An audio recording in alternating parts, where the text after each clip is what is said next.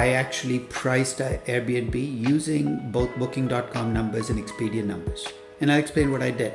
If I apply Booking.com's multiple of gross bookings, remember it's 0.89 times 38 billion gives me 33.7 billion. I'm done. That's pricing.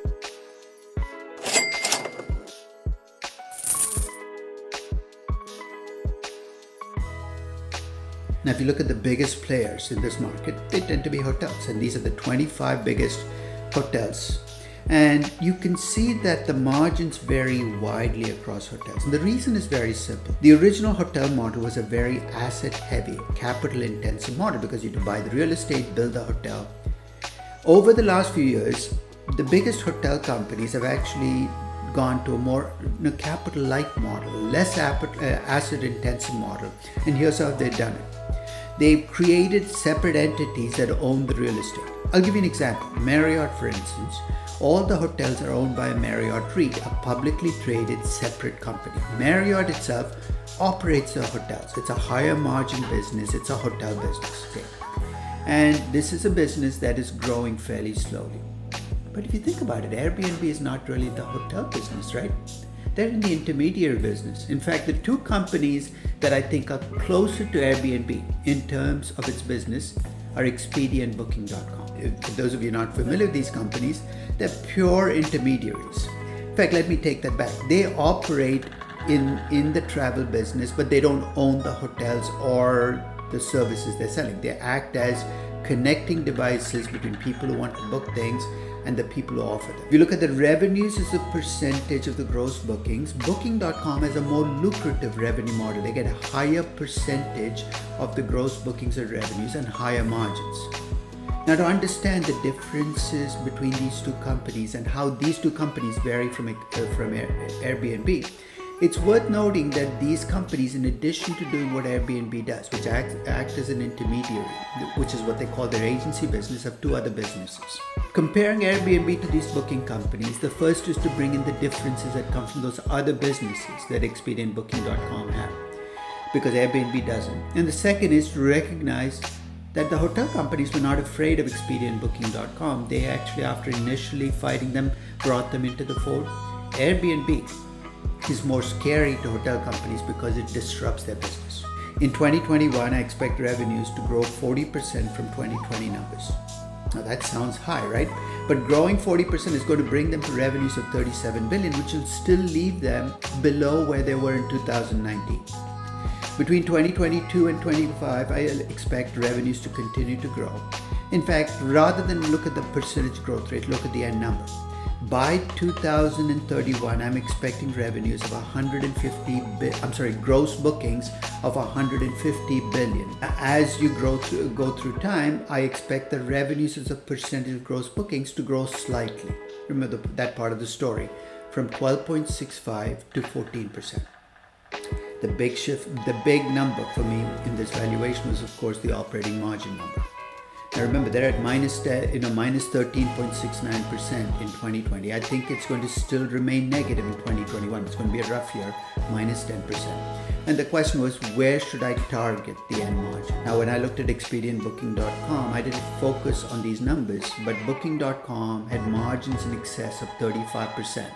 Expedia had margins of less than 10%. That's a pretty big range there. I think that Airbnb, if it succeeds and becomes a steady state company, is going to have margins closer to Booking.com, but perhaps not matching it because it doesn't have the online advertising business, which is almost all pure gravy. So I'm going to target an operating margin of 25% by 2030. Now, in terms of capital intensity, in 2020, Airbnb's sales to invested capital, the dollar of revenues they got from invested capital was about 182. And Booking had a sales to capital ratio of 1.91. I think a sales to invested capital of about 2 is roughly what I would expect to see in this business. It's not a capital intensive business. But I think Airbnb will continue to have to do acquisitions. So if you look at the investment, it's going to be primarily in acquisitions across time. This is still a young company. Bad things can happen. There's a 10% chance of failure. I incorporate that. And with that, I come up with an overall value for the business. Of course, that value of equity is dependent on what you assume gross bookings to be in the future and what the operating margin is. To me, those are the two big assumptions. And in this table, I look at what the value of equity in Airbnb would be as a function of those two numbers. So if I have gross bookings, if I expect my gross bookings to go to 200 billion rather than 150 billion, and Airbnb's margin to be 35%, Airbnb's equity could be worth 66 billion.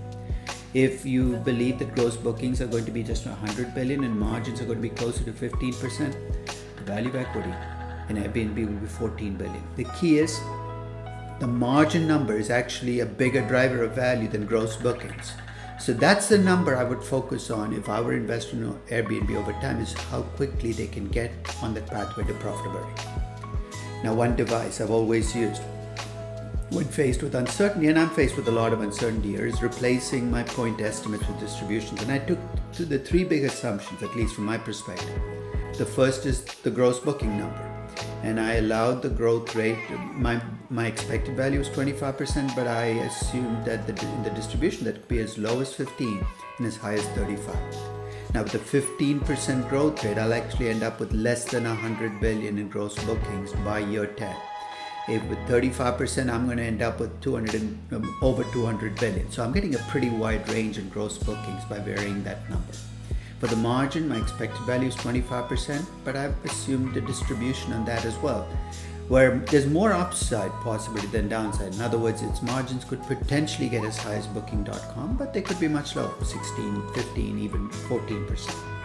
Now the cost of capital, my expected value is 6.5%, and I'm allowing it to have a distribution that will allow it to be much lower or much higher given the spread and the uncertainty I feel about that number. Now I let the simulation run out. I use Crystal Ball and add on to Excel to do my Monte Carlo simulations. And essentially you see the distribution of equity value in Airbnb. Now after the share count gets more precise, I could make this a value per share, but right now I'm just going to focus on my equity value. You'd compare the market cap you see for Airbnb to this number. My median value is 35 billion across 10,000 simulations. My 10th percentile is 26 billion, the 90th percentile is 49 billion. Am I surprised that there's that much of a spread? I'm surprised the spread is so small, to be quite honest, for a young company, but that's revealing of how much more established Airbnb's business model is than Uber or Lyft when they went public. And the lowest and the highest values give you very little. The minimum value is 17 billion, the maximum value is 100 billion. Both subjective judgments. Let's look at what you learn by looking at those. The VCs have priced the company across multiple rounds of funding, and in this graph you actually see the VC pricing for the company rising stratospherically between 2013 and 16 from 3 billion to 31 billion. Kind of levels off. In fact, in April of 2020, Airbnb at the height of the COVID crisis went out and raised venture capital. And not surprisingly, venture capitalists knocked down the pricing because it was a crisis to 26 billion. Now, if you look at who you'd compare Airbnb to, well, maybe you'd compare to hotel companies. I don't think so, but if you did, you have the six largest US hotel companies, and they trade at a multiple of 27 times earnings or three times revenues, or 24 times EBIT. I mean, take your pick on which pricing multiple. I really think Airbnb is going to be priced relative to the big booking companies. Now the question is, are they going to be priced relative to Booking.com or Expedia? Because those two companies are priced very differently. Expedia trades at a higher multiple of earnings and operating income, but Booking.com trades at a higher multiple of gross bookings and sales. Now, I actually priced Airbnb using both Booking.com numbers and Expedia numbers. And I'll explain what I did. First, I focused on 2019 numbers because 2020 is a disaster for all of these companies. I applied first, so if you take a look at the gross bookings for Airbnb in 2019, it's 38 billion. If I apply Booking.com's multiple of gross bookings, remember it's 0.89 times 38 billion gives me 33.7 billion. I'm done. That's pricing. If I apply Expedia's number, which is 0.21 times gross booking, I get 7.9 billion. So 2019 numbers, that's what I get if I use gross bookings. If I use the revenues that Airbnb had in 2009 and applied the same multiple, I get a similar spread. 27 billion with Booking.com, about 9 billion with Expedia.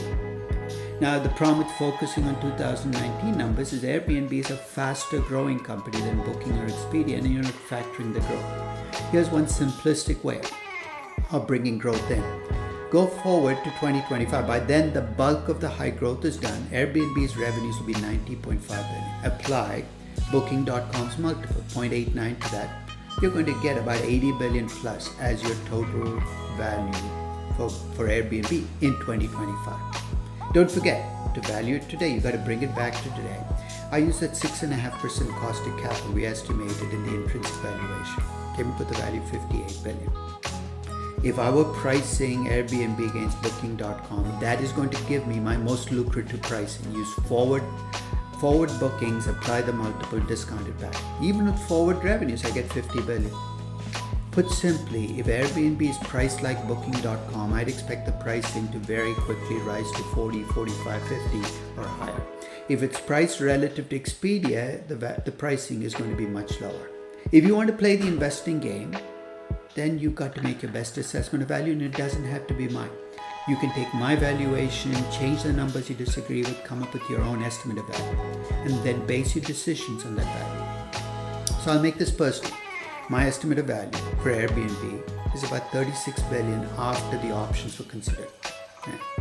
If the equity is priced at less than 28 billion, you see where the 28 billion come from? When I did my Monte Carlo simulation a few pages ago, I actually did the deciles, 20th percentile, 28 billion. Then I would view Airbnb as a bargain. I'm jumping on the stock. It's priced between 28 and 33 billion, which is the 40th percentile. I think it's a solid buy. I'll be lined up to buy it. If it's priced between 33 and 38 billion, it's a fair value to me. That's around based between the 40th and the 60th percentile. If it's priced between 38 and 44 billion, which is the 80th percentile, I think it's too richly priced for me.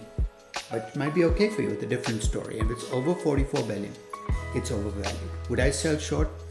My preference is not to play that game with stocks like Airbnb, because momentum will drive out fundamentals pretty much every single day. It's going to be an overwhelming factor. So I'm going to watch Airbnb. It's a company I like, that I'd like to have in my portfolio, but on my terms.